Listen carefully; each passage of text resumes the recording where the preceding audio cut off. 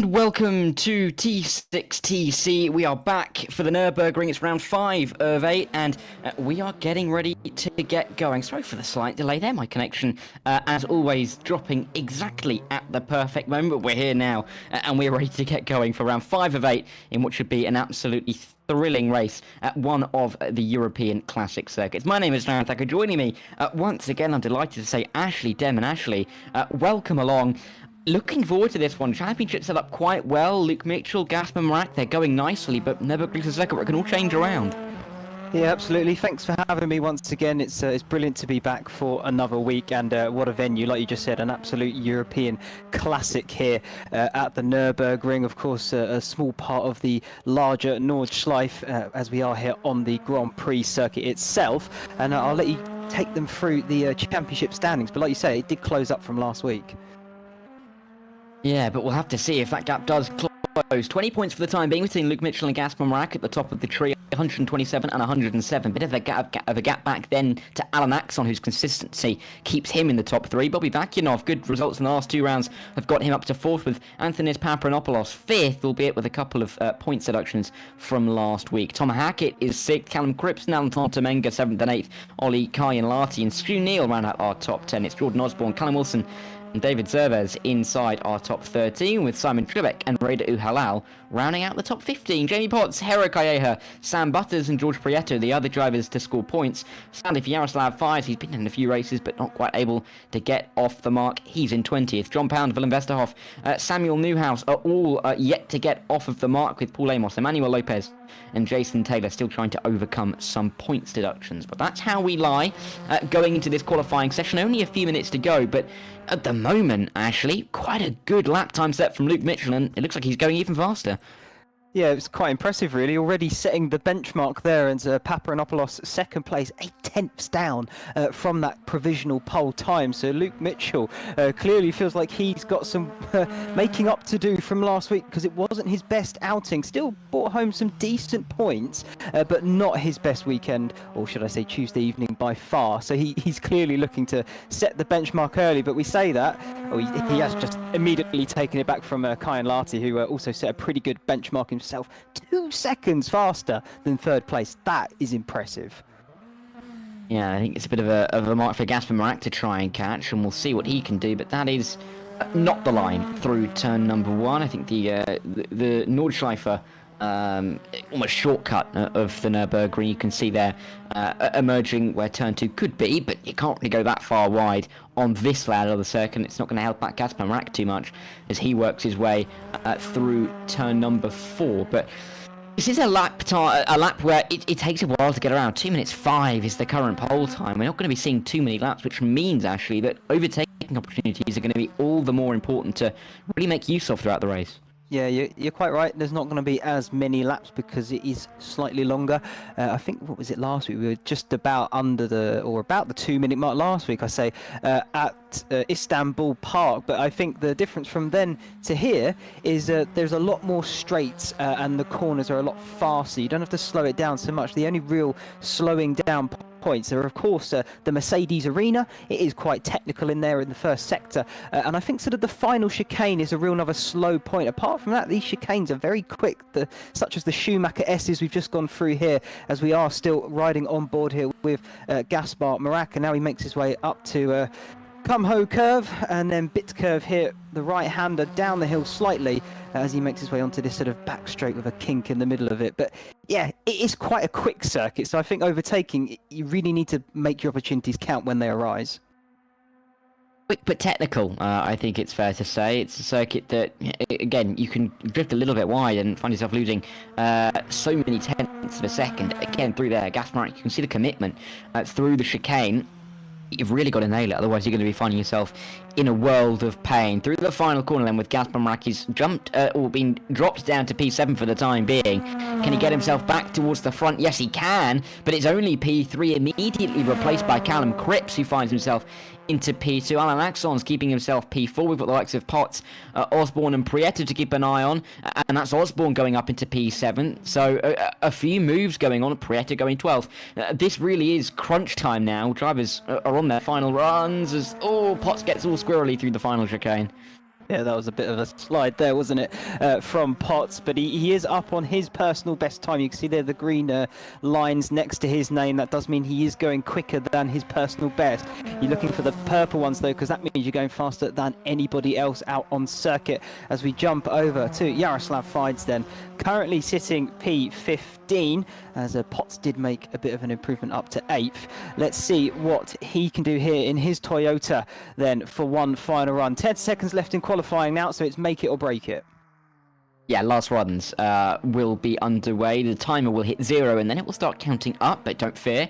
This is where we find ourselves in qualifying. This will be the end. If you see the timer ticking up, it means time has expired. John Pound through the final corner. He needs a really good time. Currently nearly 8 seconds off the pace. That's clearly not what he can do. P18, where does he jump himself to? John Pound. Oh, he jumps up a little ways up the order, but still going to be in P17. Anton Temenga, a driver who's looking to benefit himself up the order as well. Consistency has been his keyword for the season, which is why he finds himself inside the top 10 in the championship. But through the final corner, he sits P10. A couple of tenths would find himself up to P7. Can he find it as he crosses the line? Yes, P6 is where he finds himself, but there's some other drivers still going pretty quickly, Ashley. Yeah, Luke Mitchell, one of them, he's going purple then in Sector 1. Callum Cripps, also another one of those drivers going purple as well in the middle sector. So qualifying very and truly not done and dusted just yet, because guys are still on their final runs. They are improving out there, as that looks like a bit of a slide there through Cumho curve and now into bit curve for the right-hander. This is on the back straight now. Is he still purple? I think the timeline's coming up in just a second. Yes, he is. He's still up on this flying run that he is currently on, is Luke Mitchell. Let's hope he can hold that time to the end of the lap. Yeah, it's only 600ths of a second, really is very little in hand. Through the final chicane, taking as much liberty as he dares on those curves, and riding the outside curve a little bit into the final corner. Bit of a tight run through there, maybe losing a little bit of time, but we'll have to wait and see as he runs his way up to the line, powering down the championship leader. Can he give himself an extra point for pole? Yes, he can, and by nearly half a second in the end. That is an incredible time to find himself. A 2 minutes 3.571, 448. Oh my word, Bobby Vakinov getting it all out of shapes, and that Vauxhall isn't going to be going anywhere further up the order. Full commitment at the end, but it's going to come up just short. David Zerwes is going to jump to 10th on his final run, and that'll be that. Reda Uhalal not improving. We saw Zerwes come into the pit lane, not Zerwes, obviously. Bakinov coming to the pit lane as well. But that will be qualifying then. Luke Mitchell taking yet another point for pole position, and a fantastic result yet again. He's taken it by nearly half a second ahead of Callum Cripps, but he continues his good run of form. Ollie Kayanlati, bit of an up and down season for him. He'll start the opening race from P3 with Callum Wilson alongside him on row number 2. Gasper Marak been so good in qualifying so far this season, taking the opening 3 poles, but he's only found himself inside the top 5. First time off the front row this season for the championship contender. Paparinopoulos will be alongside him on row 3, with Alan Axel and Jordan Osborne 7th and 8th. Anton Temenga and David Zerwes will round out our top 10. If we then get to the likes of Jamie Potts and Sam Butters on row 6, Reda Uhalal and Paul Amos alongside Bobby Vakinov inside the top 15, with George Prieto, John Pound, Yaroslav Fides and Simon Trivek with a little bit of work to do to get themselves in the points scoring positions. But we're looking forward to this race, Ashley. We're into this kind of stage in the championship where points are going to be coming at a premium. Only 3 weeks to go after this. I mean, we're going to be finishing this championship, before mid-December. And it's already over halfway through November. It's going to be a quick way to the end of the year. And I don't really know how to really call this one, because it's a good start for the day for Luke Mitchell. But Gasper Marak, we know how wily he can be. Can he try and get himself back towards the front again? Yeah, I think it's definitely on the cards. I think the man actually I want to keep my eye on most of all is the one who is on the biggest charge of all. 3 wins from the last 3 races, and that is Callum Cripps, and he is on the front row once again. He's just showing he's got some real superior pace over some of these drivers out there, and we've just begun the latter half of this championship now. So it's still all on the table, really, because it is the halfway point. Of course, Luke Mitchell has that advantage, 20 points over Gaspar Marak, but Marak's kept it pretty clean, and in terms of consistency, they're all doing incredibly well, and consistency can still win you championships. All you have to do is look at the current MotoGP champion, Jorge Martin. Didn't win as many races as Pecco Bagnaia, but still brought home the championship at the end of the season. One thing to note as well is look at that falling from the sky. A little bit of precipitation in the air for this race. First time we've had rain this is the warm-up, of course, but first time we are likely to have rain in the race on rFactor 2 at 6 Motorsport. So a little bit of a monument to mark there, but this is going to be an interesting one. Not going to be the easiest to control from the front, but Luke Mitchell knows how to do that, and we'll see if he can do it tonight. Only top fives for him so far this season. 3 wins, no seconds, a third, 2 fourths, and 2 fifths. So incredible consistency. Looking like he's like to keep that up. But he's just going to have to hope that when we spin the wheel to see how many drivers we reverse for race number 2, he's going to be hoping that's as little as possible, because it means he has to fight his way back through as fewer cars as possible for the second race. You're quite right, but the one thing I will say, rain, you've just said it's pouring from the sky. That's going to throw an absolute spanner in the works for some of these drivers. They really want to hope they've got their sort of wet weather practice in and can find that grip when they need it. But the other thing to sort of mention is that the field spread is such a contrast from last week at Istanbul. I think they were separated by maybe just over a second from pole all the way down to about 18th. This week, though, when we looked back at the qualify, I think there was a good few seconds, if not 5 seconds potentially from pole right the way to the back. So it is quite a disparity in terms of lap time, so that could play into the hands of Luke Mitchell, even if it does have a bigger reverse grid. Yeah, but Luke Mitchell, as we've said, he's just trying to pull away, really. The point system here at T6 is such that if he can keep pulling at this rate, he's almost going to be winning the championship with a round to spare. You can win up to 43 points in a single weekend. You can get 20 for the wins, totaling 40, 2 for the fastest laps and 1 for pole. So you can win up to 43. He's got a 20-point lead for the time being. And that did close last week. It closed by, 9? So it was up to 29, but it shows that he can pull that gap out. And Gaspar Marat could be in a position to what we're seeing in real life in Formula 1 at the moment, where is going for being talked about where can he try and catch him, to all of a sudden we've got 3 rounds to go, but the championship could be won tonight kind of thing. Well, it can't be one tonight, as we know, Darragh, but I know what you're trying to say. I get where you're coming from, don't you worry. It's more of a psychological win. It's not the actual physical win, of course. So it's psychologically getting into the mindset of, I've got the gap, and if I can keep extending that, even if it is just a point or 2, over the next 2 rounds, that points difference is already too big to then catch back up in the closing stages of the championship. So it's a psychological win as opposed to the actual physical thing, but either way it still plays on these drivers' minds, and it will particularly be playing on Gaspar Marat's mind. Well, but we'll have to see how he can work his way through the field as we get ourselves towards the grid. I have to remind myself that we do have a full formation lap. Of course, actually, you weren't here for the opening round, but Rich, of course, did remind me that we had a formation lap, and I completely forgot and thought that we had a staggered start. It was a bit of a mess, but I know it for now. I made the mistake once. I'm not going to make it again. But all the drivers gridding themselves up to get themselves onto that formation lap.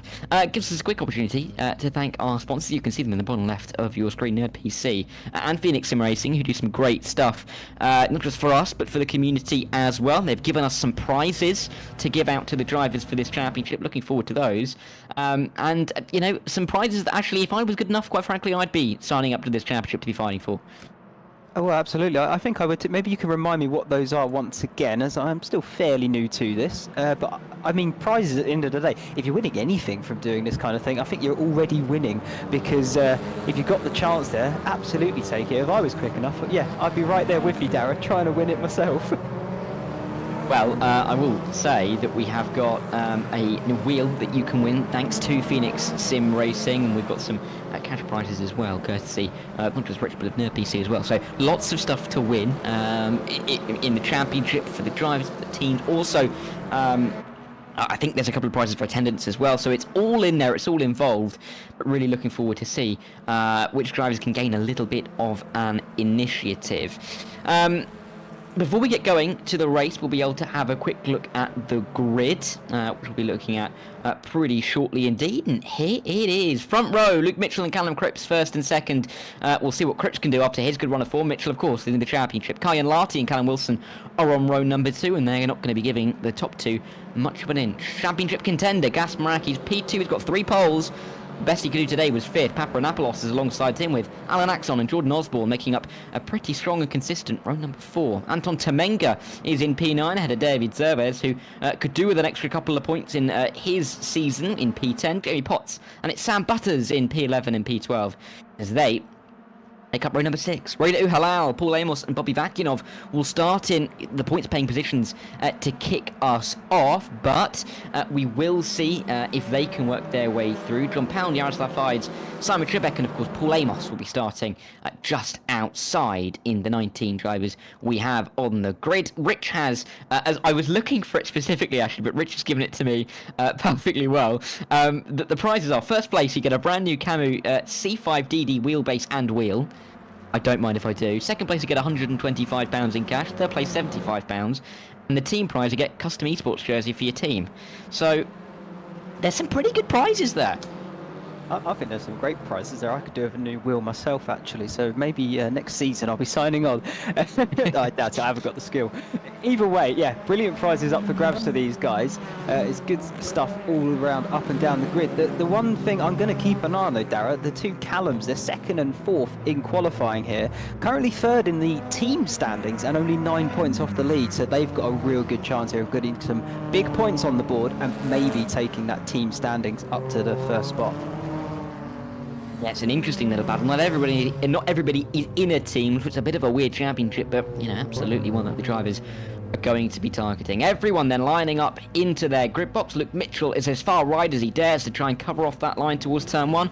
We'll see if he is able to. About to get going then. 25 minutes at the Nurburgring. We've got 2 races. The first is starting just about now. The lights are out and we are racing down towards turn 1. A tricky turn 1 that's as tight as can get on this calendar. But Mitchell trying to cover off Callum Cripps. I don't think he's done it though. Cripps is going to sneak his way to the inside and take the lead. Take the initiative as well as they get onto the brakes. Difficult braking zone around the outside goes Gasper Marak up from 5th to 3rd for the time being. As Mitchell goes wide. Mitchell goes deep and through comes Marak. There's contact between the championship contenders. Gasper Marak is off the circuit. He's going to rejoin pretty safely as well, but he's lost the position to Mitchell. And a dramatic start which saw the driver starting in 1st drop to 5th. A little bit of contact though between the title contenders. It's all manner of things going on. Yeah, absolutely. It's a good start there from Callum Cripps. I was going to say keep an eye on him because he had that inside line. He could just sort of make sure he positions that car well, and he absolutely did that and took full advantage of it, and it's now leading this race. A good start from him there. Unfortunate there for Luke Mitchell, Gasper Marak, that little bit of contact, and I will praise Marak for such a safe and good rejoin. Of course, he's lost out on it, but well done for keeping his nose clean, if you like, after the initial contact between him and Luke Mitchell, as they all file their way down towards Dunlop Curve for the very first time, all trying to find their feet in the opening lap of this race, and it's pretty clean out there so far, so very good stuff. Yeah, it's nice to see that pretty much everybody getting themselves through the opening sector without too much of a hitch. But look at Luke Mitchell climbing onto the back of Ollie Kai and Larty as they make their way through the Schumacher S down in towards this tricky little section at turn 11 and 12, but nothing going on there as Paparanopoulos is now trying to fend off Mrak with Callum Wilson as well. Vakinov started in P15. He's working his way up the order. Biggest movers so far. He's up 5 to 10th. That's pretty impressive stuff from Bobby Vakinov there in his Vauxhall. He's, yeah, what an amazing start from him. 5 positions up from the grid. And that's just down to pure sort of opportunistic moves, I would imagine, in these opening laps. You know, making sure you pick your braking markers correct, but just keeping your eye a little bit further than that to see what your rivals are doing in front and making those necessary reactions to get an advantage overall on those people in front of you. And he's done that brilliantly. He's actually gained another, and he's now 9th.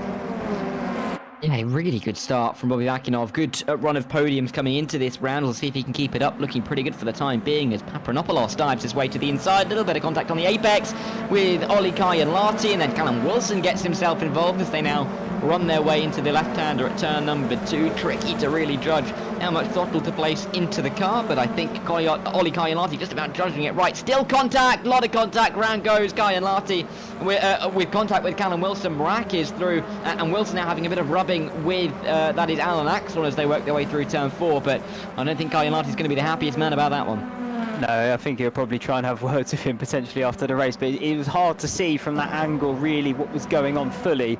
But it could have just been one of those things where the wheels lock, you can't really get out of it, and before you know it, your rival's round the nose of your car, and he's off on the track, and that's what we just saw. So Kai and Larty unfortunately now down to 19th, as we're riding on board here with Simon Trebek, currently having to defend from three Toyotas down towards the Dunlop curve as they make contact then into this turn number 8. A little bit on the grass there from the car behind. Simon Trebek not really in that battle at the moment. He's sort of trying to dart off in front, but that's Jorge Prieto trying to defend from the sister Honda there. Just about managed to do it, but yeah, it's definitely getting intense. Yeah, they're on their way now up towards turn 10. As further up the field, we're going to see a big ding-dong battle between George Prieto. No, that's not George Prieto. It's Simon Trebek and Raider Uhalal fighting in the yellow and green car as they work their way in towards turn number 12. Good exit here is crucial as you run through the kink. But it looks like all is going to be calm in this pack. Maybe a bit of a move in the background with Yaroslav Fides and that is Sam Butters for P15 in the final points paying position. But they keep it nice and civil for the time being and will continue on. Bobby Bakinov, though, he's looking for position number 8 from P8, but he can't quite do it. A little bit of banging in towards the final corner. Yeah, I was just wondering that. I just saw it as well before we jumped back on board with Bobby here. He's up 7 positions. I wonder if maybe he got something wrong in qualifying and he's just a bit out of position, because he does seem to have such tremendous pace early on in this race. And like we can see here, 7 positions gained, and we've only just started lap number 3. That is mighty impressive from him. And he's looking to try and get that 8th position on Osborne now as they make their way through the Mercedes arena down to turn number 3 here. And this section I always find quite tricky, particularly the exit of 2. You never know quite how much throttle to put on the car to make sure you use all of the track but not go off it at the same time. And now towards Valvoline curve, not really an overtaking opportunity. I think his best bet here is down towards Dunlop curve. Yeah, it's difficult though to really be able to place the car down the inside with the downhill nature of the corner. It's quite a wide entry as well, difficult to really judge, but we'll have to see if anybody can make any moves. Uhalal has been overtaken by Simon Trebek, who did have to serve that have to serve the qualifying ban and start right at the back of the field. He's up to 12th. We did see Bobby Bakinov going off the circuit at the end of qualifying when he was on a quicker lap time. So clearly the mistakes in qualifying he's trying to rectify as quickly as possible. If he can get a couple more positions, he's guaranteed to be in that reverse grid. But already he's got more than a 50% chance of doing so. Of course, we don't know yet. If you're new to the series, we don't know how many drivers are going to be reversed for race number 2. Could be 12, could be 6, could be as many up to 12. So we'll find out halfway through when the prompt is made in the Discord server and we find out how many drivers will find themselves in a reverse grid. But we're going to get kept on our toes for a little while. Simon Trebek's going to be hoping it's as many as possible. The guys in the top 5 are going to be hoping it's as few as possible so that they get a good starting position for race number 2. Yeah, I did want to also mention Simon Trebek. He's up to 12. He has also gained 7 positions at this part of the race, so he's had a very good start, as well as, you know, alongside Bobby Bakinov, who's still hunting for that 7th position right behind Osborne for the time being. And obviously Trebek had to serve that qualifying penalty, which is a real shame, but clearly has some pace on show just by simply the fact that he has gained so many positions in the start at the moment. Bobby Bakinov, cutting it a bit close for comfort there between him and Osborne through turn number 1 as they make their way through Mercedes arena. He's going to get very close to the back of that blue and yellow, is it a Vauxhall I want to say? But yeah, still no way through at the moment.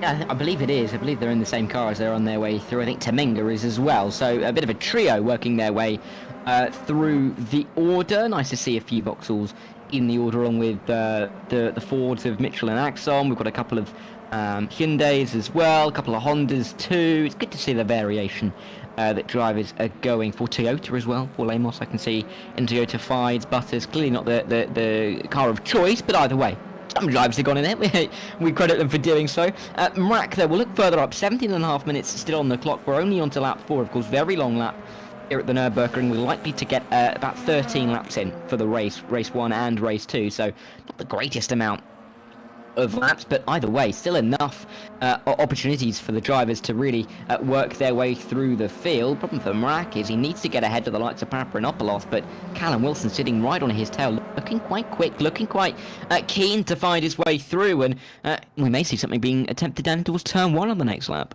Yeah, absolutely. He's just got to make sure he nails that final corner, though, in order to get the opportunity to even attempt it as they now find their way through this final chicane. Line astern at the moment, nothing drastic being done for the minute. You just got to find your marks, hit them, and make sure you use as much of the circuit available to you. I actually think Paparanopoulos here is slightly pulling away, and maybe Gasper Mrak might come a bit under pressure from Callum Wilson behind.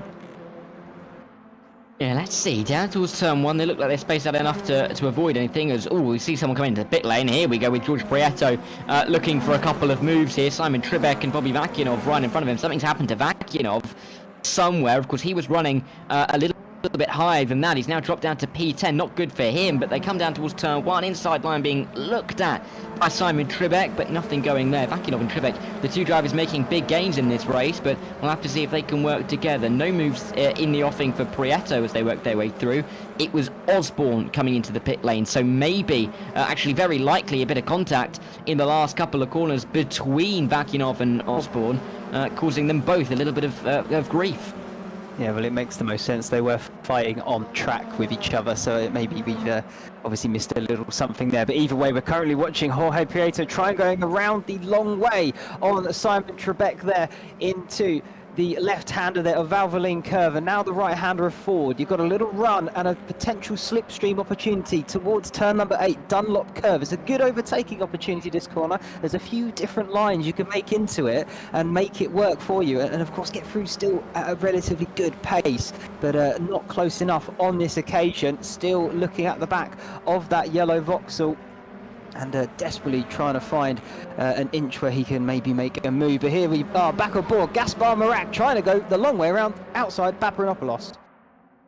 Yeah, looking for it, and it's just about looking like it's going to work out, but the run is favouring Callum Wilson as they run their way through turn 13. Paparanopoulos holding firm enough to mean that Gaspar Mrak loses the spot back down to P5 and back to where he started. Mind you, he had that start which nearly launched him to second off of the line. With the contact with Luke Mitchell, he wasn't really able to use that kind of launch, but going a little bit backwards in the mid part of this race. Somewhat surprising, I think it's fair to say, but with Alan Axon joining the fray as well, this could get a little bit worse before it gets better. Yeah, you could be quite right there. I mean, let's see how it unfolds for him, because he's still in this. He's only 5th in that aspect, and he's got the two cars right in front of him. That's wide though from Paparanopoulos. That's going to open the door from Callum Wilson. He's going to slam it shut as best he can though within the confines of the rules, and just about managed to do it. But that definitely closed all these drivers back up right behind one another, and this could be a chance then for Wilson, even Mrak, down towards the next couple of corners. Yeah, let's see. It's such a difficult track to really make moves work, isn't it, with the higher speed nature of the circuit. Slower speed circuits are more favourable to this kind of racing, but you've really got to find somewhere to make your move, and the commitment for these moves has to be really, really high. But let's see if anything can happen. For the time being, it looks all nice and calm, but we know we're not even halfway through this race yet. It can all flare up once again, and just the slightest of mistakes from one of these drivers can really open the door, and the other drivers aren't going to say no, are they? No, they're absolutely not, as that is a bit wide there from Mrak, just about clipping the gravel on the outside before they make their way here through the Schumacher S's. That's going to cost him a little bit of momentum then, and it's not going to give him an opportunity up to the left-hander here of Cumho curve. But he's still in the hunt. He's right there. He's just trying to find a spot. He's filling the mirrors then of Callum Wilson. He's practically bumper to bumper with him. This could be a chance then up towards the next chicane, because he is very much in that slipstream. He's got a good run. He's pulled out now. He's going to try and get alongside him into the chicane, but no, Callum Wilson not having any of that. No, and sticking exactly where he is, but still a long way in this race left to go to make these moves. Drivers just using a little bit of their racing smarts and keeping themselves safe for the time being, which isn't a bad thing to see. at all. Problems. Oh, actually, no. I'll pause that thought. As here we go. Gasper Mrak, he's looking for the move. Then is he going to dive to the inside? Yeah, he's going to search for the line, get it on the brakes, and he's going to have the apex in his favour. But sweeping around the outside in defence is Callum Wilson. Can he keep his foot into this? Yes, he can. But around the outside goes back. Gasper Mrak, he's dancing his way, getting close as they work their way down towards turn 3. We've seen contact with Oli Kayanlati down here already in this race. None such happenings at turn 3 this time round. But what defence from Callum Wilson. Mrak, no way through.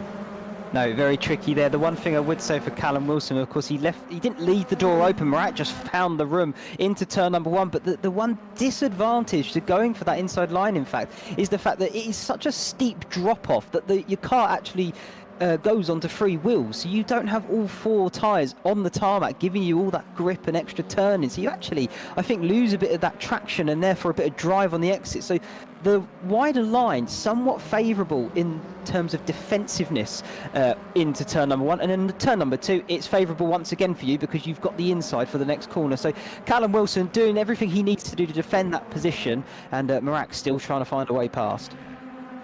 Looking for it, but can't quite find it for the time being. Let's see, down in towards this tricky turn 5. Nothing happening there for Mrak. All of this fighting, though, however, letting Antonis Paparanopoulos get a little bit further away in the podium positions. Paparanopoulos, who has got 2 third places to his name so far this season, would overtake Bobby Vakinov in the championship with a top 2. The only issue is that I think he then may get overtaken. Indeed, he will get overtaken by Callum Cripps for P4, so he'll overtake one, he'll lose one, and stay exactly where he is in the championship at this rate. Yeah, it sucks when that happens, doesn't it? You feel like you've made progress, and then immediately it's all thrown back in your face because you've lost out from another driver for a different reason, one that you can't even control, which is a real shame. But it's part of racing. The racing gods giveth and the racing gods taketh away. But Mrak now trying to go the long way round the outside then here towards turn number 1. This is what I was talking about. So he's given Callum that inside line. Watch there, the wheel will just slightly come off the ground and you'll have a bit better traction because all 4 are on the tarmac around the outside. Then you've got the cut back to the inside line here. Bit of contact there, but Mrak finally makes it through, and that's exactly what I was talking about last lap. It's so nervy from this angle to see them go side by side through the section between turn 2 and turn 4, mainly because we're almost at a jaunty angle to the point where we can't really see how bad any kind of contact is. When you see it, you're almost like, oh, they're going to go around, but they just about keep it together, and they will continue on. But Gasper Mrak getting the move done, and now we can try and charge after Paparanopoulos for P3 as Mrak looks for his 5th podium of the season. Had a win, of course, in the opening race at Imola, opening round of the season, then had a bit of a dry patch, only getting himself 6th in the second race, only picking up 14 points in total at Donington Park. 3rd place at Laguna Seca, 2 second places at Istanbul Park, and looking to get yet another podium here. Got a little bit of work to do, but got 9 minutes of clock to work with as well, and Paparanopoulos may be starting to feel like he's getting reeled in. Yeah, he probably will be feeling that. I think Callum Cripps is feeling a little bit like that as well. That gap between him and Luke Mitchell he's come down a little bit, but not massively, so he's still holding true. But here we are, back with the fight with Simon Trebek, trying to now make a move on Bobby Vakinov then. Bobby Vakinov trying to defend from Simon Trebek there. They're still going side by side through this left-hander now towards bit curve then, and onto this sort of back straight with the kink then in the middle of it, but you are still absolutely flat out and on the limit of these cars. And the car behind there, Pareto, trying to get involved as well. They're maybe going to go 3 wide into this next chicane. Oh, this is looking a little bit tricky. Vakinov is ahead. Behind, we've got Trebek and Potts. They fly through 14 and 14 and 15, I should say. It's not the slow chicane that we're using. Bit of a look as well behind, as that is George Prieto trying to get himself involved in this. All letting Bobby Vakinov get away for P9 once again after he's almost in a second recovery after what we believe to be maybe a little bit of contact between himself and Jordan Osborne. But back down towards turn 1. Oh, big contact between Jamie Potts and George Prieto on the brakes. It's not going to affect either of them majorly, and they'll make their way through turn 1, but that looks a little bit nervy for a minute there. Certainly did. I think it gave Jamie Potts maybe a bit of a boost because he seemed to come flying out of that turn number one there and close the gap up between him and Simon Trebek, but still all facing in the right direction, so that's good news from a racing perspective, and these guys all still fighting very hard indeed, and we love to see that. That is what we come here to witness and live and breathe as racing fans, as we now going to jump forward to this battle then for P5 between Callum Wilson and Alan Axon, currently chasing him down for that 5th position. A little bit of a gap between the two of them, but it's not a million miles away. One small slip up and that could absolutely be on the cards. And Axon has been a driver who's been lurking his way through the championship pretty nicely so far. It's going to be interesting just to see if he can keep up the run. He's third in the championship. He's got 3 P3s, but he's been, you know, and I think he'd admit this himself, he's not been the quickest driver by any stretch of the imagination. He's just being consistent enough to pick up the points and get himself into a very good position in the championship. I mean, we've talked about how good Bobby Vakinov has been in the last couple of weeks. Yes, Vakinov missed a race, but if you take out Alan Axon's worst 2 races, which would equal, you know, Bobby Vakinov's amount of point scoring finishes, they'd have the same amount of points. So Axon's just doing just as well and keeping his nose out of trouble. That's really been the important factor.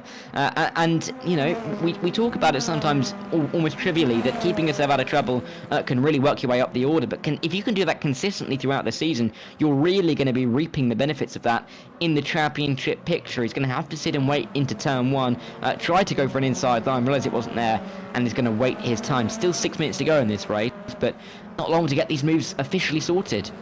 No, you're quite right. I think they call that a wise head, Darragh, because that kind of racing, that mentality of racing, you of course need the pace to back it up somewhat. You can't be lounging at the back and just, you know, say, oh, I'm consistent. Yeah, you're consistently at the back. It's not what you're after. But he clearly has the pace to be up there with the front runners, and like you say, keeps his nose clean. And he's keeping that consistency going, and that is why he is currently 3rd in this championship. So keep an eye on him, because 6th place is no slouch, and it's still a good points haul, but he has got a little bit of work to do if he wants to try and hold on to that podium spot in the championship standings, as the gap's still sort of maintaining between the two of them there. So we're going to move back a little bit here. This is the battle for P7 between Temenga and David Zerwes. And it's similar sort of situation here. The gaps, they've started to sort of spread out a little bit between some of these drivers, and it's becoming a little bit of a game of cat and mouse, and maybe trying to put your opponent off almost to force them into the mistakes so you can pick up that position. With it being a game of cat and mouse, we've also got the almost the trap being, we still don't know how many cars are going to be reversed in race number 2. I'm sure that will be the information will be delivered to us very shortly indeed. We'll have to let you know when we find out. But either way, for David Zerwes, if he was to finish 7th or 8th, it's a season's best result so far, as his best result is currently 9th. So wouldn't be bad for David Zerwes to pick up a decent haul of points here, and I don't think he will be too fussed. As if by magic, I've just seen that the prompt has started going to see how many drivers will be reversed, and it's going to be 7. 7 cars are going to be reversed, and that immediately makes that battle between Temenga and Zerwes all the more important, actually. Yeah, it certainly does. They'll be fighting for that a bit harder now, and not too worried about where they finish, because they want to make sure they're ahead of their rival. The other one I did want to mention, and we're jumping on board of it now, Marak, he's caught up to Paparinopoulos, and he's right on his rear bumper. He wants to get that podium spot if he can, to try and make up as many points as possible in this race, and make sure that Luke Mitchell also doesn't pull away too far in this first race here of 2 then at the Nurburgring. But he has got his work still cut out for him. He's caught up, that's one thing, and now he's got to make the move stick and get past. Not long left to make it work. I think there's only going to be 2 more laps on the conclusion of this one. Indeed, there will be. So, Gasper Marek, time is running out for him to be able to make these moves, but he's going to have to do it somewhere. And it's not going to be down into the Dunlop curve. Bit of a defensive line thrown by Paparinopoulos, just covering off the inside line before they get too far into the corner, and expertly defending his P3 for the time being. Yeah. I wanted to mention though. Sorry. Sorry, getting off. I was taking a breath, collecting my thoughts. I wanted to quickly mention the battle now between Temenga and Zervas. Zervas will almost certainly not know that he would be that close to getting a reverse grid pole. But like I said, his best result so far this season has been 9th. So the prospect of getting a reverse grid pole really opens the door for him. Yeah, but if you say he doesn't know it, he might not want to risk it too much and lose more positions. Well, yeah, exactly. He'll be happy with P8, I think, knowing the current knowledge that he has. But, you know, when he finds out, oh, I could have been on pole, he might be kicking himself after that he didn't maybe go for a move that was on. But it's still a good result from it, even if he doesn't quite get that reverse grid pole, because it will be his best finishing position of the season so far. So it's still a good result nonetheless. But yeah, here for Gasparak, we've just got over 2 minutes left then. I think we're going to get 2 more laps, if correct me if I'm wrong, Darragh. But it's not going to be many more opportunities then here for Gasparak. You saw him there just weaving a little bit out of the slipstream, trying to fill the mirrors of Paparanopoulos, trying to maybe force a slight mistake from him, but he's not falling for it. The wily driver there, knowing where to position that car and defending very, very well at the moment. Yeah, you're right. This is the penultimate lap of the race. Callum Cripps has kept the pace up high enough that we're not going to be on the final lap just yet. We're going to have a couple more tours of this historic circuit in Western Germany. But Gasper Marak is not thinking about that. He's thinking of the podium. He's got his supporters in the YouTube chat as well. Gregor Hujak, of course, fixture in T6 over in the Super Touring Championships. Evening, Gregor. Also evening to Reese, William and Bocky as well. Great to have your company this evening as we get ourselves into the real meaty stages of the championship. Round 5 of 8, races 9 and 10 of 16. So really crucial stages of the season, and if Marak wants to keep himself close to Luke Mitchell, he needs this bottom Paparanopoulos, and he needs it pretty much now, doesn't he?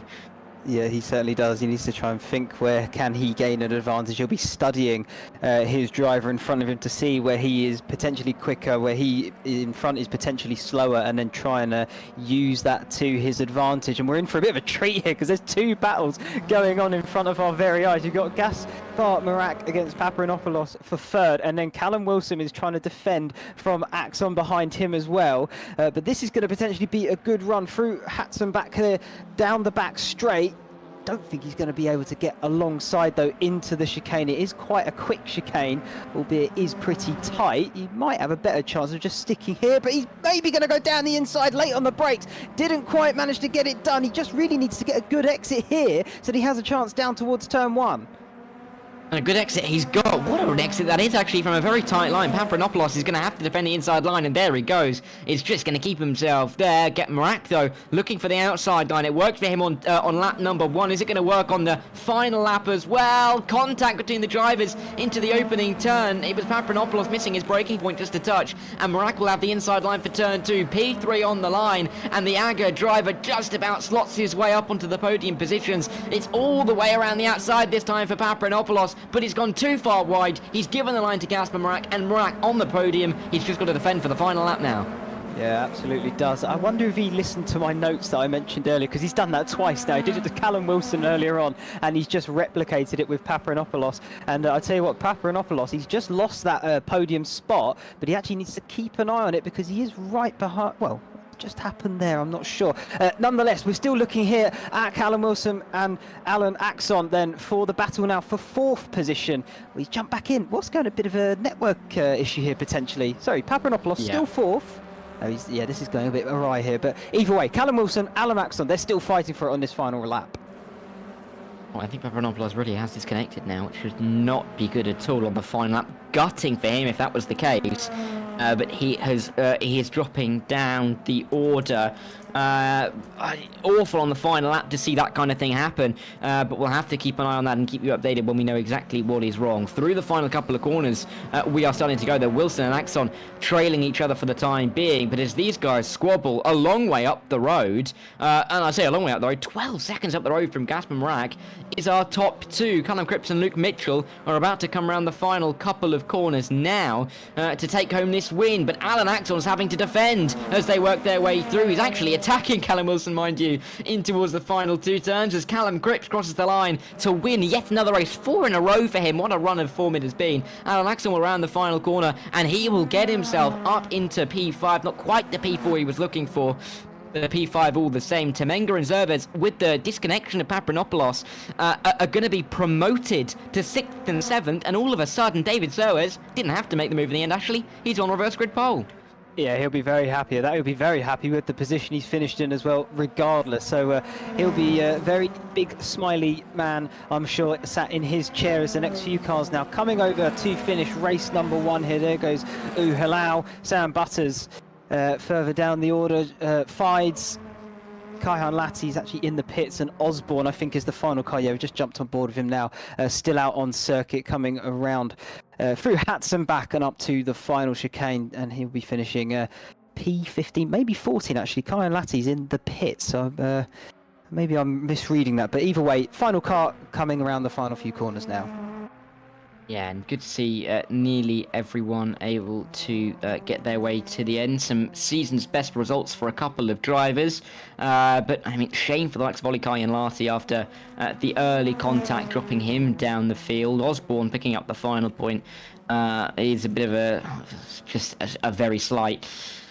what's the word? Consolation for the mistake or the contact we don't necessarily know that he had with Bobby Vakinov. But in the end, dramatic race up and down the field, but it was Callum Cripps who came out on top. He wins ahead of Luke Mitchell in P2. Gasman Morak found himself on the podium on the last lap after a very good move at turn 1. Wilson and Axon were promoted after the disconnection from Pampronopoulos to 4th and 5th, with Temenga and Zervez 6th and 7th. They will be the front row in the reverse grid. Bobby Vakinov, George Prieto and Jamie Potts round out our top 10 as we see the rest of the points finishes. Raider Uhalal, Yaroslav Fides, Sam Butters, Olikai and Larty, and Simon Trebek. I believe that'll be Jordan Osborne in P15. It may be Trebek. We'll get back to you on that one. But either way, they're 15th and 16th. Papranopoulos was a lap down after his disconnection. John Pound and Paul Amos, the back two, they didn't see the checkered flag. So difficult race for a few drivers there, but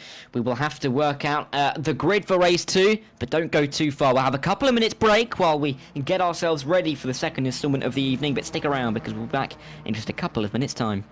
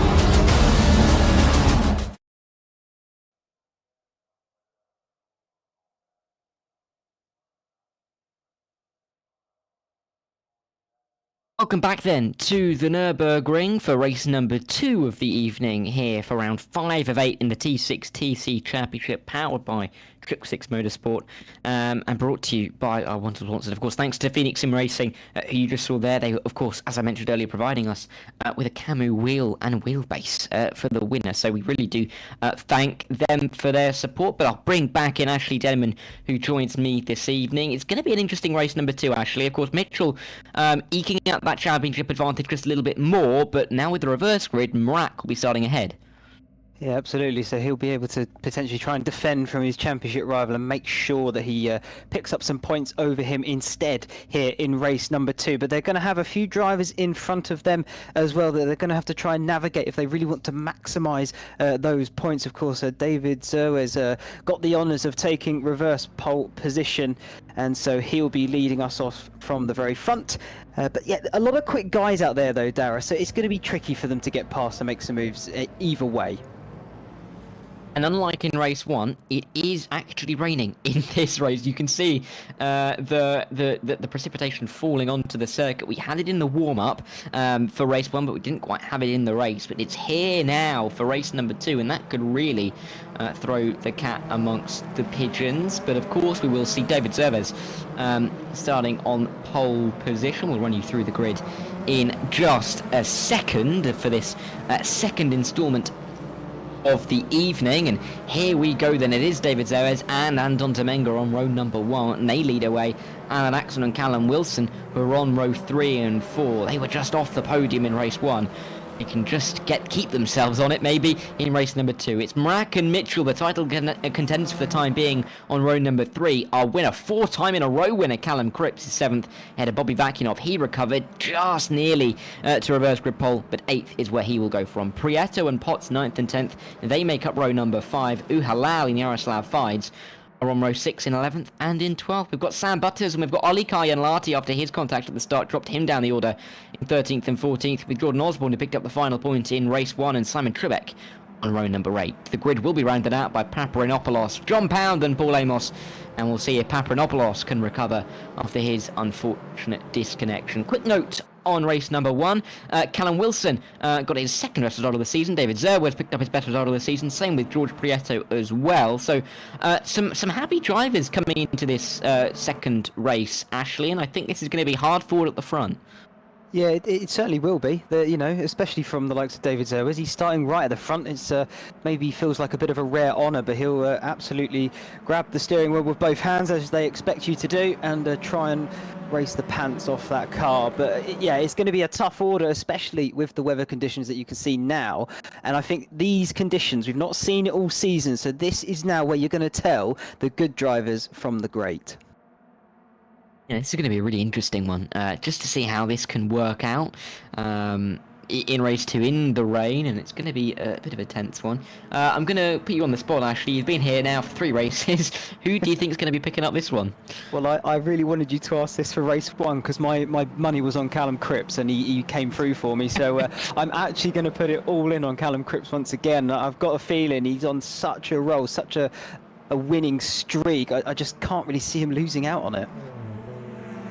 Alright, well, you'd be hard-pressed to bet against him, but I'm going to go with Mrak for this race. I'm going to go with Mrak. I think he's going to pick up his first win since the opening race of the season, but we will see as we get all of our drivers lined up onto the grid. Thanks for everybody watching along. Hope you're enjoying your evening. I've seen that NerdPC are in the chat. Welcome along, of course, one of our great sponsors for the series.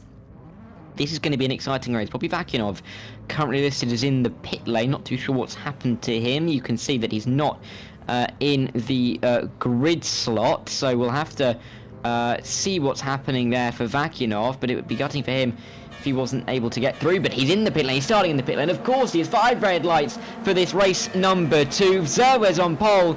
And we are green and we're racing for this second instalment of the night. It's a great start from Zerwes, who just about keeps it ahead of Temenga. But does he? Temenga looking for the move, as is Alan Axon. What a start from Axon to try and get himself up towards the front of the field. Mrak trying for that outside line once again. It worked in race 1. It's working in race 2. He's looking for P3 on the inside now as they work their way into turn number 2. And on Alan Axon, Mrak already up into the podium positions. A very important start from him. Vakinov has got himself out of the pit lane in last place as Mrak goes for P2, dives it late, cooked it a little bit too much, and he's going to lose that once again. Wide though from Alan Axon. Crazy launch through the first few corners. That's impressive from Mrak. It's still not over for him. He's side by side there with David Zerwis, and I think he's actually got the move done, and he's up to second position as Temenga's going to try and create a little bit of a gap out front from taking the lead through turn number 1. But Mrak, he just seems to find grip. I don't know what he's done. He's having an absolute rocket of a start. It's almost like Senna at Donington all over again. What an absolute getaway from Kaspar Mrak, and as the rest of the field trying to find their feet as well. A few cars maybe having a little look here into Dunlop Curve. Luke Mitchell has stayed 6th from his starting position, as I think there was a bit of contact further back there. There might have been, I think it was a car going wide as well. I believe it was George Prieto going a little bit wide down at Dunlop as they now work their way through the Schumacher S. Not only Kyan Larty looking for a few couple of positions, he has had a wonder start, up from 14th to 8th, and right on the back of Alan Axon as well. Axon starting in the front 3, Kyan Larty starting in the back 5. I don't think they would have expected to see each other on the opening lap, but as we are, this is how close it's getting as we run our way in towards turn number 12. Callum Cripps is involved in this one. Zerwes, a bit of a cork in the bottle, you'd have to say. He's not been the quickest driver up at the front so far this season, as Kaspar Mrak going to the inside. That's bold in the rain, looking for the lead on the opening lap. He started down in P5 as that is Zerwes spinning off. Mrak is going to try and take the lead. There's contact into the chicane. There's contact through the chicane and on the exit of the chicane, but inside in the final corner, Mrak's going to get it. They're all over the road in the background. Yeah, this is super impressive drive from Mrak. He's got that position done now. He's had to door bang his way through to get it done, but I think Temenga gave it back just as good as he got it. In my book, that's all fair in racing, and a brilliant overtaking move from Mrak in that final chicane. Luke Mitchell's had a really good lap as well. He's up to 3rd now, as we see Kyan Larty. I don't know how he's managed this. He's up to 4th position. He's currently under threat from Callum Cripps down that inside. He's going to lose 1 here again, but 9 positions in 1 lap. That's super impressive. Incredible, absolutely incredible work from Ollie Kyan Larty, keeping his nose clean and picking his way through the traffic with ease. Trebek and Paparanopoulos as well. Both of those drivers are up 7, having very good races. Bit of door banging between Cripps and Mitchell. Of course, they were 1 and 2 in race 1. They're going to both be done, are they? Not quite, but good exit for Kyan Larty. Better exit though from Callum Cripps. He'll have the inside line as they make their way towards turn number 5, and he will claim P number 3. Mitchell has no reply around the outside, but down the inside now comes Kyan Larty. This is chopping and changing like there is no tomorrow. Kyan Larty looking to get it back inside the top 4. Bit of a bang to the rear end of our championship leader, but Cripps is through. Mitchell losing out. Kyan Larty is looking like a rocket ship at the moment. Yeah, he absolutely is. They're still all trying to find that optimal line. Look at him down here. So what a move. He just absolutely champed at the bit there and taken the position from Callum Cripps, him completely unawares into the Dunlop Curve. He's lost 2, in fact. Mitchell found a way through as well, and you can see drivers just struggling to sort of deal with these conditions in some of the corners, trying to find that grip, find the optimal racing line. It's not the easiest thing to do, particularly when this is the first time they are racing in wet conditions, and what a race it is providing so far. Cannot believe the game from Kyan Larty, cannot believe the start we had from Mrak as well. He's leading and pulling away, and these guys all putting on a brilliant show. Yeah, this really is a spectacular start to the race. Kyan Larty not making too many friends in Callum Cripps. There's a flashing of the lights through the Dunlop hairpin, but he's trying his best to somehow pull off one of the greatest wins we ever could see in T6 racing. If he can go from 14th to 1st, I don't really know if that's been matched ever, quite frankly. So this is looking like it could be a historic race if he can keep this up. The only problem is he can get past Anton Temenga. He's got a 3-second gap up to Kaspar Mrak, who has run away from the field. We're only 5 minutes into this race. We're not short of action though. What a start. Yeah, 5 minutes in. I'm can't wait for the next 20, if I'm being honest, if it's going to be like this all the way to the very end, and seeing that checkered flag through turn number 1. Now they go. That's slightly wide from Temenga. Kyan Larty's going to try and get up the inside of him. He's going to have difficulty though, probably sticking it around the outside here of turn 2, but he's definitely going to give it a jolly good go. Temenga though just about managing to close the door on Kyan Larty. Now to turn number 3. That's late on the break there from Callum Cripps, trying to get alongside Luke Mitchell there in the background too, but he's not having any of it, and these guys doing very well at keeping their noses clean so far. Yeah, this time it's Temenga being the cork in the bottle now as they run their way towards turn number 5. Marak ever increasing his lead in this race as they go towards turn 5. Wide from Temenga. He's off the road. 1, 2, 3 will come through. And that solves the problem for all of these guys. Kyan Larty, 14th to 2nd in 2.5 laps here. Incredible work.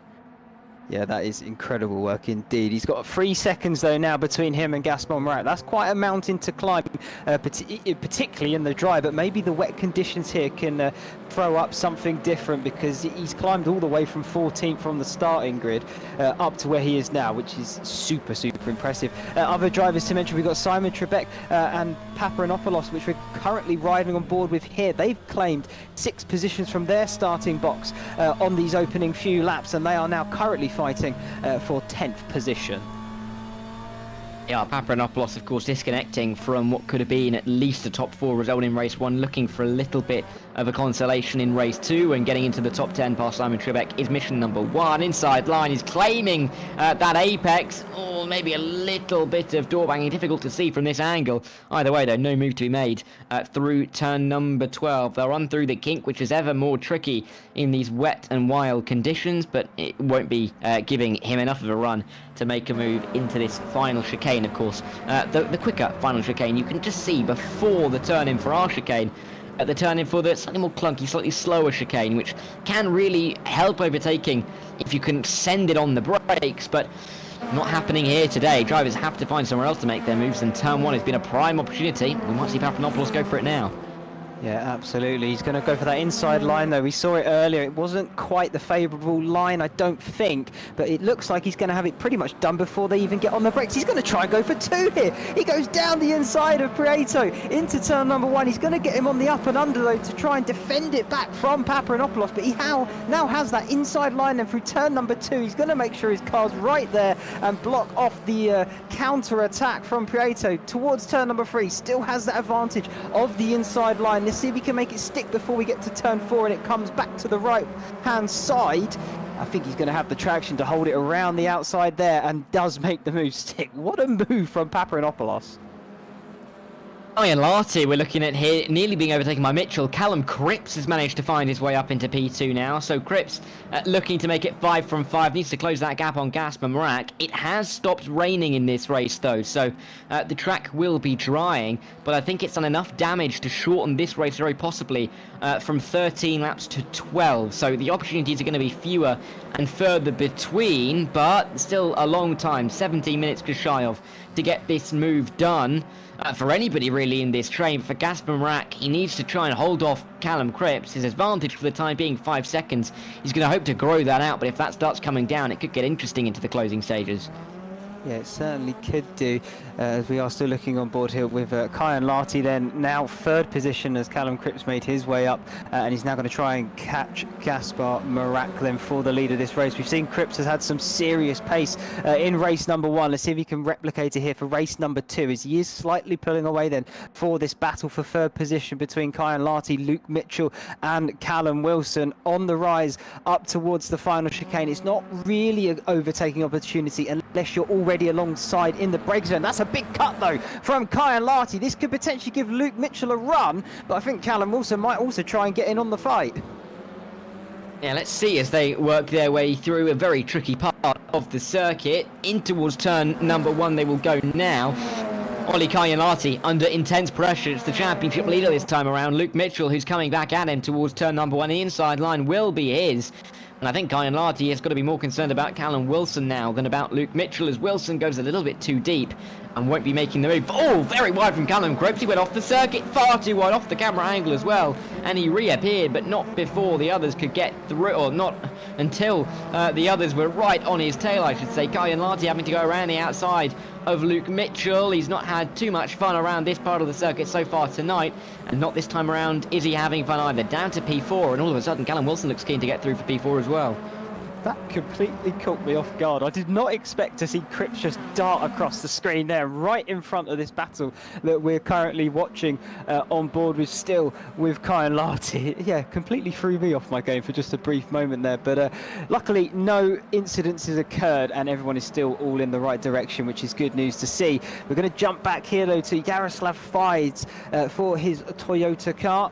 currently in P number 12, and he's having a little bit of a fight here for P11 with Simon Trebek. Trebek gaining 5 positions in the start of this race, but he is now having to defend one of those gained positions. Yeah, through they go, though, in towards the Dunlop curve. Yaroslav Fies on the inside line. He'll get that move done on Simon Trebek, and it'll be Fies up to P11. Trebek slipping back to 12th, albeit still gaining positions from his starting place of P16. But time is left in this race for a lot more to unfold. Callum Wilson trying to get through, and Ollie Kajanlahti is the next thing that looks like it's about to happen. Kajanlahti may end up being a bit of a yo-yo in this race, from 14th to 2nd. He's at the moment down to 4th, and at the moment it looks like he may be down to 5th pretty shortly. Alan Axon a little bit too far back to start challenging if these two start squabbling in the very near future, but you wouldn't rule him out gaining slyly to the rear end of this battle in the next couple of laps. 14 minutes left to go. The gap between Morak and Cripps isn't changing. Looking pretty good for the driver and for the Aga driver for the time being. Yeah, absolutely. You know, the thing I've just thought about, Bobby Vakinov, 7th position. He was starting from pit lane at the beginning of this race. He's up to 7th. I don't. That's gone completely under the radar for me, because he would have been right at the back of the field, and he's up in 7th position. He's currently having to defend from Temenga. That's incredible as well when you think about it. And oh no, he's gone wide. He's gone wide. 2 cars going through. He's going to try and fight one of them back. That's Paparanopoulos. But Temenga did get through nice and easy. Bobby Vakinov then now slipping back to 9th position as Temenga and Paparanopoulos find a way through. You're right, though. I mean, it's gone under the radar, I think, mainly because his position change. Of course, he's down 1 on the fact he was meant to start in P8. Of course, started, in effect, P19. So it really should read up 10, but it's just how it works. It's, as you say, going under the radar. Going under the radar, not at all, is this battle for P number 3, or 4, I should say, with Wilson, Kajanlahti. And there is Alan Axon. These two have been battling, and Alan has found his way to the rear end of this battle, and he's going to be getting himself involved pretty quickly as well. Axon, who's been so consistent this season, picking up, 7 top 5s in 9 races. Incredible to see. Looking to make it yet another here, and he's only got 1 car to overtake, and looking keen, looking possible to get it towards the Schumacher rest. Not this time around, though. No, not this time by. He's been a bit anonymous in this race, because we saw him very early on in the opening lap, and then I think he's just sort of dropped back, and he's now just been running his own sort of pace and laps, but he's now coming back at it with a bit of force. There's a bit of door banging there into come home curve, and him, and oh, there's now big contact. That's big contact. Kajanlahti into the wall. Axon still on the racing circuit, I'd imagine. I think he has accepted fault there potentially, because he slowed right down and has let a few cars through. That's Paparanopoulos and Temenga. They'll happily pick those positions up, though. Yeah, and Paparanopoulos now up 11 spots. Incredible to see him. He's now the biggest mover in the field, even if you include Bobby Vakinov's start from, in effect, P19. So, you know, really, really good race from Antonis Paparanopoulos, looking to get himself inside the top 5 from a position where it all looked a little bit lost in race number 1, or at the end of race number 1 at least. He showed the pace before he sadly disconnected, but we'll keep an eye on his progress. Here is Luke Mitchell down in towards turn 1, lifting off the ground as you were talking about there, Ashley. It makes a very good profile picture, but not the best moment in the car, does it? No, it's not. It's sort of it's kind of an awful feeling, really, because you feel like you've not got control of it, because effectively you don't. The wheel is off the ground, and you do lose some of that front end grip. You're kind of just hoping that when it touches back down, it doesn't snag up, or worse still, you know, completely grip too much, and then you've lost the rear because it's over-corrected, or, you know, however you want to word it, kind of thing. But the point is the car's got away from you and you've lost out. But yeah, it does make a good profile pick, like you say. But yeah, not the quickest way normally. But here we go, though, for Prieto. There's a nice battle here between him, Kajanlahti, and I want to say Vakinov. That's the guy at the car in the middle. Yeah, absolutely. But yeah, they're still going at it down towards Dunlop curve, and Bobby Vakinov having to defend now. Yeah, not something he's had to do much so far this race. Inside line down at Dunlop. Let's see if he can get this one done on Prieto. As Kyan Larty goes wide, a little bit of contact with Prieto and with Vakinov getting back onto the racing line. Vakinov will get himself through before the Schumacher rest. Prieto, though, not able to. Oh, he's not afforded that luxury. As off the road goes Kyan Larty. I'm going to be honest, I don't think Prieto was left with much to be able to do into that scenario. He was right onto the curb. And even still, we saw Kyan Larty coming across the front nose. So unfortunate for Kyan Larty, but I don't know whether he miscalculated that moment there. That's a big shame. He's returned to pit as well, so that is his race done and dusted. It's a shame because what a rise and fall, because he did come from 14th where he currently is. He'll lose out to that eventually, but he rose all the way to second position in those opening wet laps, and he's just had that fall from grace. It's a real shame because what a start and what a show he was putting on to begin with. And I'm sad to say he is obviously out now and not going to be finishing at all.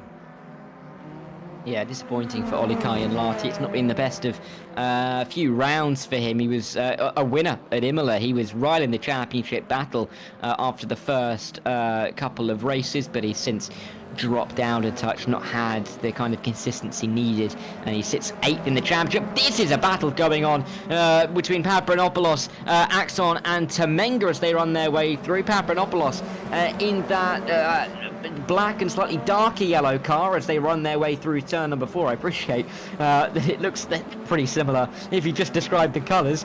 Through turn 4 we go inside line for Alan Axon, who's dropped down a couple of spots after getting right up close and personal with the battle that we saw a couple of laps ago. He's not been able to really recuperate too much on that time, and for the time being Papranopoulos back up into the top 6 and looking to get inside the top 5 against Temenga, where with a big gap in front of Alan Wilson. So I think for both Papranopoulos and Axon, P5 is the target in this race.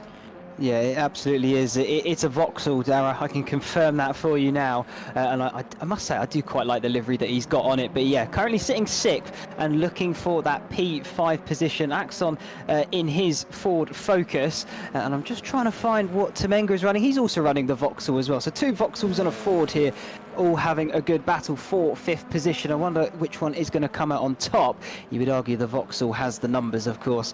But at the moment, Temenga still in 5th, leading this little battle, and Papranopoulos trying to find a way through on his brilliant charge in this race number 2.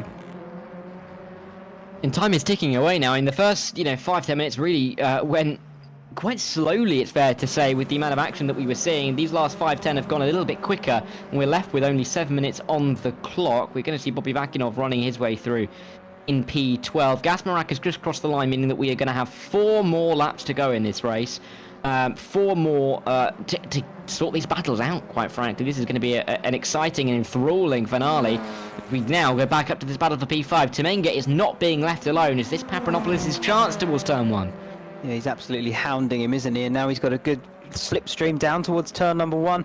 Has a little look out at that slipstream, just potentially think about going down the inside. It's going to be a late move. Here he goes, late on the brakes, and absolutely sends one on to Menga. Caught him napping, I think, a little bit. He wasn't expecting that, and really just sent it on him.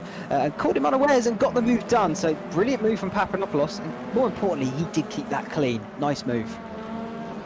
Yeah, good stuff, and effectively done from Papranopoulos as he sweeps through turn number 4 and will just gain a little bit further away. Flashing of the lights from Anton Temenga. He's clearly not too happy with how Papranopoulos found his way up into P5, but Papranopoulos for the time being won't worry too much about it, and he will try and just continue to get the lap times in and fly away from the rest. Bit of a mistake from Temenga as well. Laxon won't be overly joyed with that, but I believe those two being teammates won't get in each other's way too much. Still flashing the lights. Temenga is not a happy bunny at all. Oh, he just got sold a kipper, didn't he? He's absolutely been left for dust in a way because, yeah, very opportunistic move from Papranopoulos, but the door was open. Why not? As long as you get the car stopped and you don't cause an incident, which he didn't, you're within your rights to make that move, and I think rightly so. Brilliant stuff, if you ask me. But in this sort of not lull in the action, I won't say it as that, Darragh, but sort of the bit of the quieter moment of this race as things will probably hot up in the closing minutes. I wonder, Kyan Larty and Vakinov, obviously Vakinov we saw in pit lane at the exit, at the end of the opening formation lap. I wonder if there's a tyre difference there as to now why they're losing so much time in positions. A bit of a weird one, isn't it? But I think it's just a factor of the drying track and the changeable conditions, and the fact that we did see a couple of little moments between the drivers, didn't we? Which opened up about a second and a half, and they've almost exponentially increased. But either way, it has kind of set the top 5 really in stone, at least for the time being, as they continue their way on throughout the race. The gaps aren't really changing there, and Mrak's gap to Cripps has been pretty stable all race long. This is the battle for P12, though. We'll be backing up another driver with a bit of an up and down race, losing out this time to Raider Uhalal, and not looking too comfortable in that car. Maybe just a little bit of damage for Vakinov.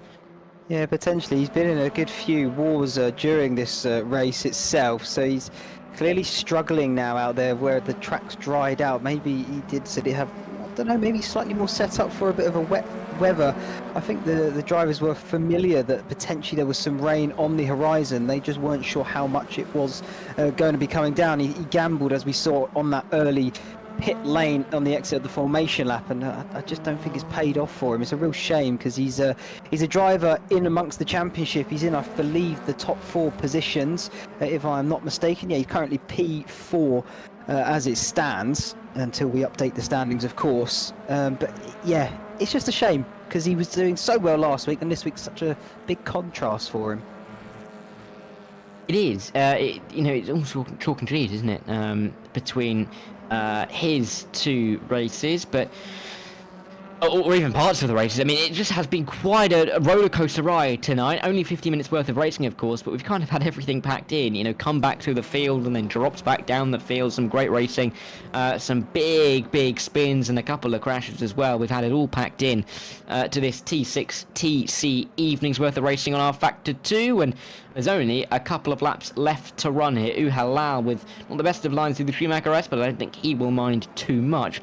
Temengo and Axon are still pretty close together in the battle for P6 and 7, as are Trebek and Fides for P9 and 10. But apart from that, the gaps have widened out, and it almost feels like it's a procession from Mrak to get home for the win here. Yeah, well, he had such a storming opening lap in those wet, treacherous conditions that I think he ultimately just deserves it purely on that alone.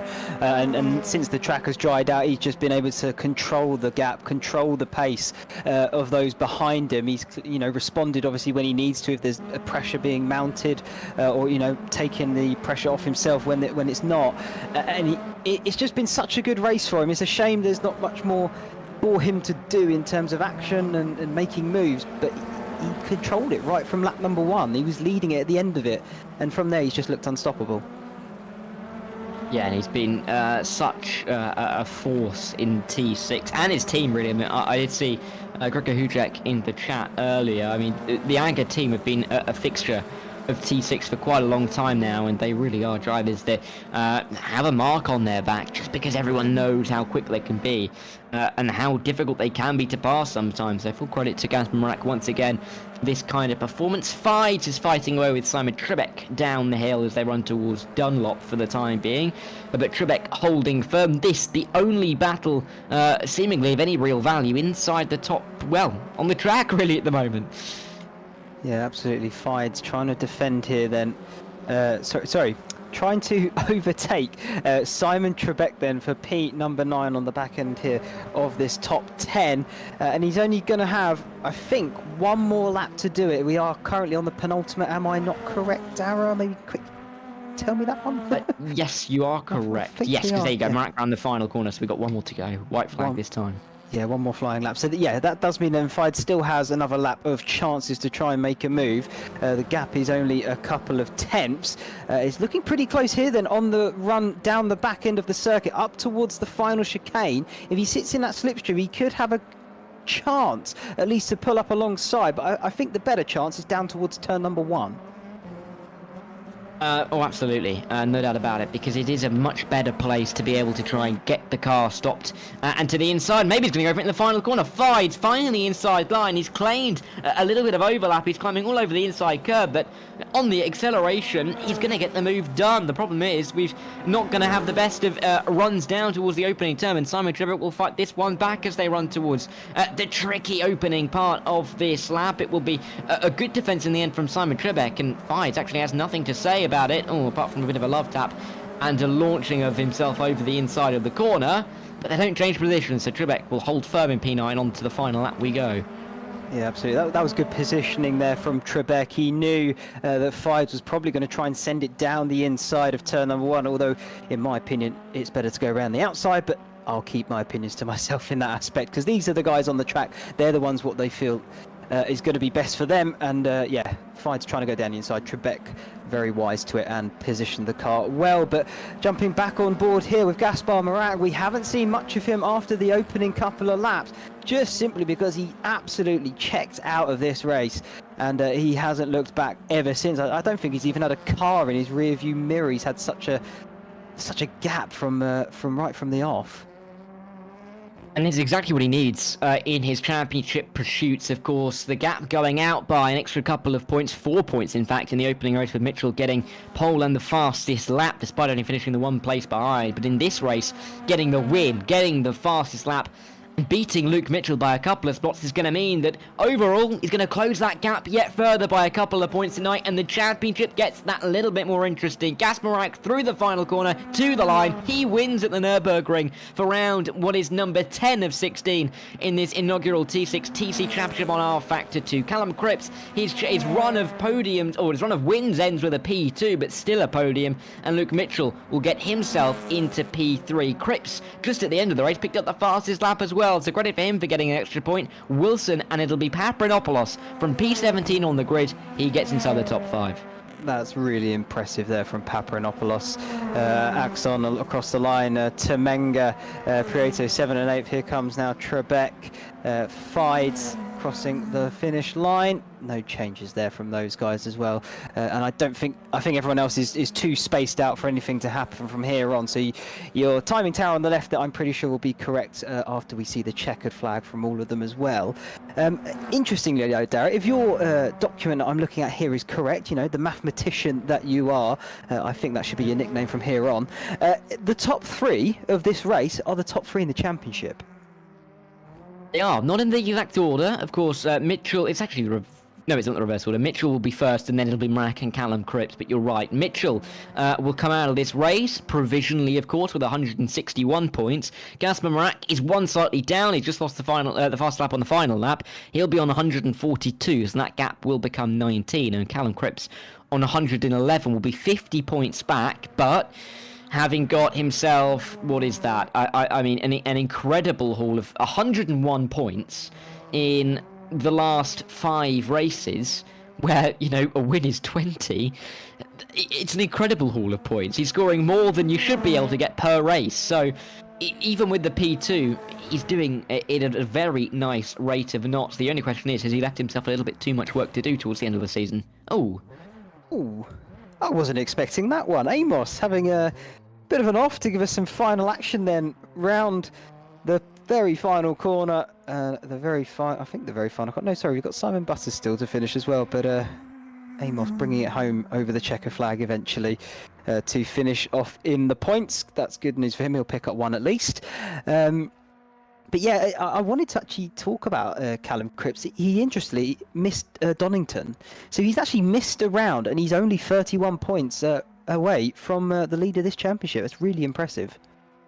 He's 31 away from Gaspar Marak. He's 50 away from the lead. I do see what you're saying, but oh, sorry, yes. It's a little bit bigger than that. No, don't worry. I see exactly what you're saying. But it is going to be a very interesting one as we get our way to the end of the season. But for the time being, this is what we've seen tonight at the Nurburgring. Gaspar Marak wins race number 2 in changeable conditions ahead of Callum Cripps, whose win run ends here with a P2. Luke Mitchell is on the podium as he continues in the championship lead. He was ahead of Callum Wilson and Papranopoulos. Wilson 2 fourth places in the evening. Papanopoulos would have been hoping for 2 top 5s, but the disconnection meant he started right at the back of the grid here, but he shot his way back up the order at 2P5. Alan Axon 6th, Anton Tomenga, those two teammates 6th and 7th, with Prieto, Trebek and Yaroslav Fies running out our top 10 after 12 laps of the Nurburgring.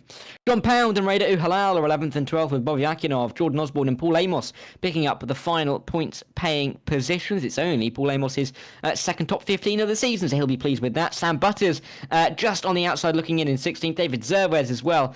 Sadly for him, after he started on pole position, but we didn't see a finish from either Jamie Potts or Ollie Kyanlati, but I mean, for the evening, this really has been quite an exciting evening's worth of racing. You know, I think the races died away towards the end in both of the races, but the starts were incredibly exciting. Yeah, they really, we had all the action quite early on, which is a shame it wasn't a bit more spread out, but nonetheless, it was still a lot to keep your eyes looking over, checking the timings between all the drivers, and yeah, still 2 brilliant races in my opinion. I think that's kind of setting up the back end then of this championship, because we have seen that gap closing to Luke Mitchell. Gaspar Marak still managing to bring the points gap down in these 2 races. Even though it is 1, it's still going in the right direction for him. And of course, Callum Cripps, what another set of races from him to really bring himself into this championship. Exactly, it's a championship that will continue in 7 days' time. We're not going far geographically wise. We'll be moving from western Germany to eastern Belgium, so it could be further than that. And we're going to be going to the classic Spa-Francorchamps circuit. Delighted to have your company tonight. We hope that you'll be able to join us next week. We thank our sponsors who make these broadcasts possible, of course, at Phoenix Sim Racing and Nerd PC. My thanks to you, Ashley, for joining me this evening, and of course, thanks to Rich Weatherall and all the guys at T6 who make this series as great as it is. We'll be back in 7 days' time. We'll see you when we get to Spa.